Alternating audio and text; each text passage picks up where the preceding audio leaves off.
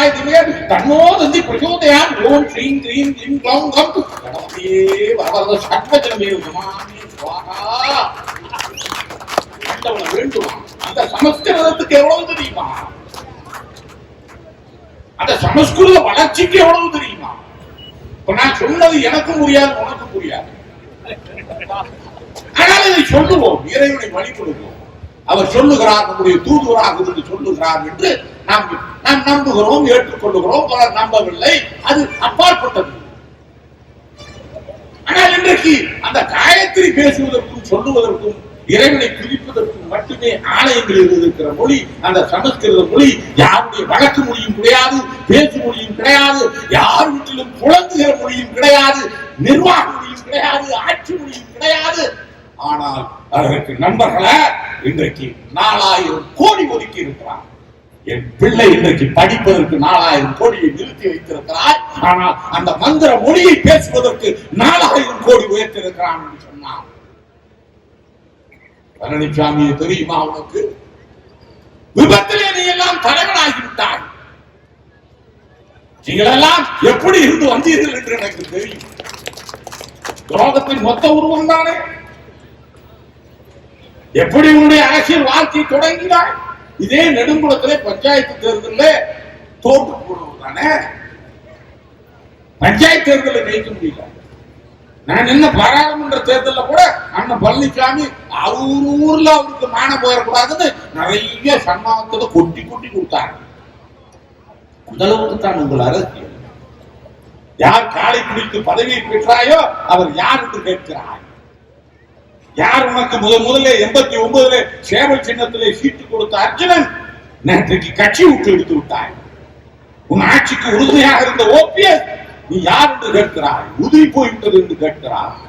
எல்லாவற்றுக்கும் மேலாக சொந்த கிடமையை அளிப்பதற்காக அந்த செங்கோட்டையின் வாசல்லையே நின்று கொண்டிருந்தேன். அந்த செங்கோட்டையை முடித்து விட்டாய். அந்த செங்கோட்டையின் கூட தொலைபேசியில கட்சி விட்டு எடுத்தவுடன் இந்த இடத்துல பேசினார்.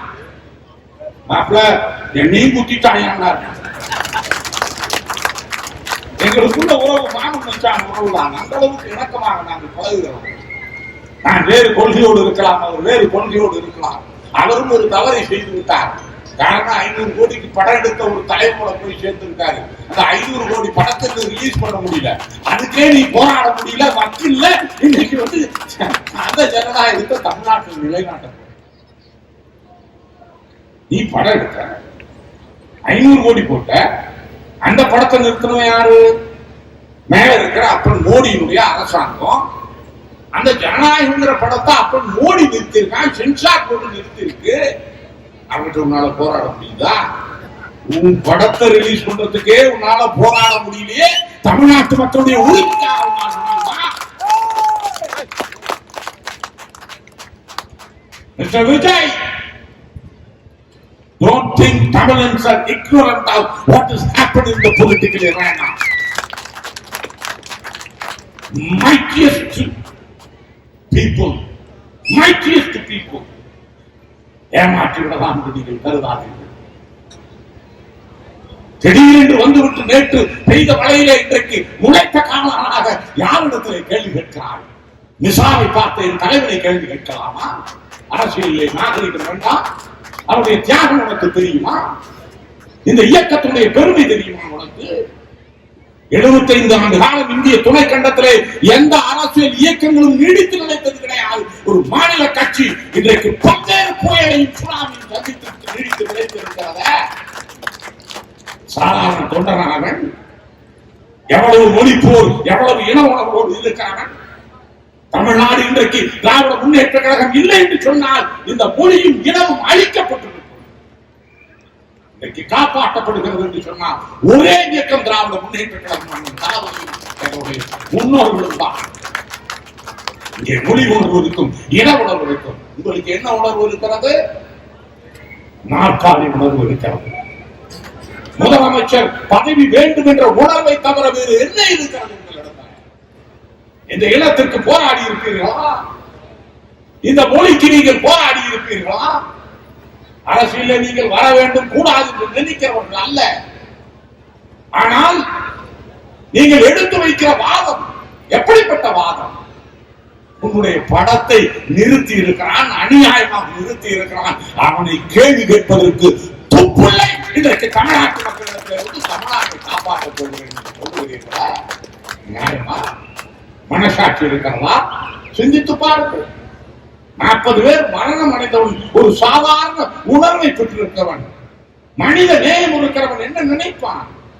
இன்றைக்கு மதியம் என்னுடைய தோழர் சேலத்தில் இருக்கிற முன்னாள் பகுதி செயலாளர் ஜெயவேல் இறந்து விட்டான் என்ற அந்த கேள்வி கேட்டவுடன் நானும் மன்னனும் ஓடோடி போய் அவனுக்கு மலர்களை வைக்கிறேனே, இன்றைக்கு ஓடுகிறாயே 41 உயிர் உனக்காக அந்த விசிலடித்த கூட்டம் இறந்தும் கூட வேடிக்கை பார்த்தார். இதுதான் உன்னுடைய தன்மை. நாங்கள் அரசியல் பேச வரவில்லை, பேசக்கூடாது என்றுதான் நினைத்தோம். ஆனால் இது என்ன தமிழர் பண்பாடா? நம்ம வீட்டுல பக்கத்து வீட்டுல செத்து போச்சுன்னா எல்லாத்தையும் தூக்கி போட்டுட்டு நம்ம அந்த வீட்டுல உட்கார்ந்துருப்போம். தேடும் 47 பேர் குற்றியின் கொலையின் மகள் செத்து துடித்து செத்து இருக்கிறாங்க. உன்னுடைய கையால் ஆரம்பித்தான். காலையில் 8 மணிக்கு வருகிறேன், நாளையில் 8 மணிக்கு வந்து அந்த அத்துணை சம்பவங்களும் இன்றைக்கு நீதிமன்ற நீதி விசாரணையில, புலனாய்வு விசாரணை, சிபிஐ விசாரணையில் இருக்கிறாங்க. நான் உள்ளே போக விரும்பவில்லை. ஆனால் ஒரு மனித நேயம், இரக்கம். 41 பேர் ஒரு ரோட்ல செத்து கிடந்தா கூட நின்று போய் அதை தூக்கி உயிருக்கான்னு பார்க்கணும், துடிப்பு இருக்கான்னு பார்க்கணும். 100க்கு போன் பண்ணியா, 108